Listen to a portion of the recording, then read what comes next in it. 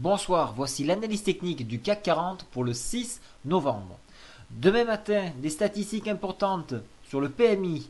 On aura la statistique de 9h13 à 9h53 en ce qui concerne l'Espagne, l'Italie, la France et l'Allemagne. Il faudra attendre le stock essence US l'après-midi à 16h pour avoir un petit peu du mouvement, notamment sur les énergies. Nous sautons tout de suite sur l'analyse du CAC 40 ici. Alors, ce que j'avais proposé en abonné, j'avais proposé de défendre la MM20 qui a été enfoncée en séance, de reprendre sur des points techniques pour rejouer la hausse. Et donc, nous sommes sortis en positif, sensible certes, mais nous sommes sortis. L'essentiel, c'est d'être sorti et d'être plutôt liquide pour attendre la journée de demain. Qu'est-ce qui se passe? Nous avons fini proche de la MM20, ce qui laisse une incertitude quant à la continuité baissière. Et ce que les intervenants de la bourse souhaitent, c'est créer le chaos. Donc là, ils ont parfaitement réussi leur coup puisque nous sommes dans une indécision. Donc on va essayer de s'attacher un petit peu à l'analyse technique puisque là, elle repose que sur ça. Puisque les fondamentaux, il n'y a rien d'événement important à part donc en fin de semaine où nous aurons la BCE qui parle. Donc en enfoncement de la MM20 ici, il faudra regarder à 22h pour savoir s'il a été préservé.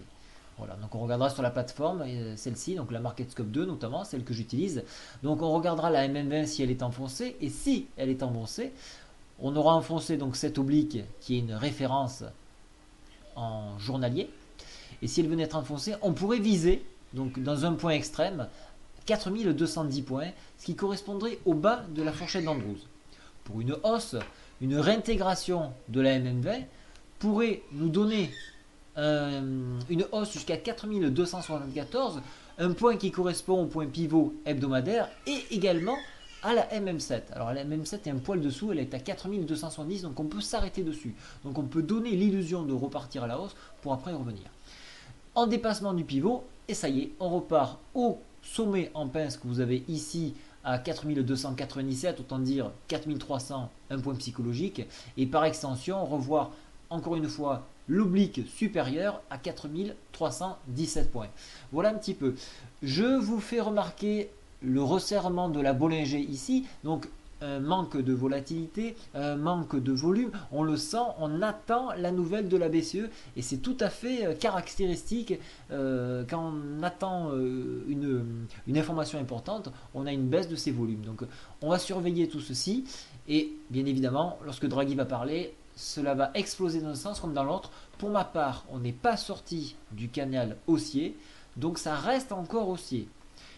Au niveau des indicateurs, le stochastique donne une tendance baissière, la MACD donne une tendance baissière, mais vous voyez que nous sommes en consolidation sur toute cette zone pour avaler un petit peu, oh là là, je vais bouger, pour avaler un petit peu toute la hausse que nous avons eue ici.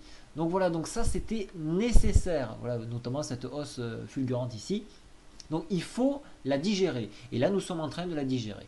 Donc pas de position baissière ferme, plutôt des positions scalp en ce moment, comme nous faisons en journée, mais privilégier le sens de la hausse, donc achat sur repli pour voir une hausse, d'autant plus que nous approchons de la fin d'année, et pour le window dressing, il va falloir donner de bons chiffres, donc on risque de pousser la machine jusqu'à son paroxysme. Voilà, je vous souhaite à tous une très bonne soirée, et je vous dis à très bientôt. Au revoir.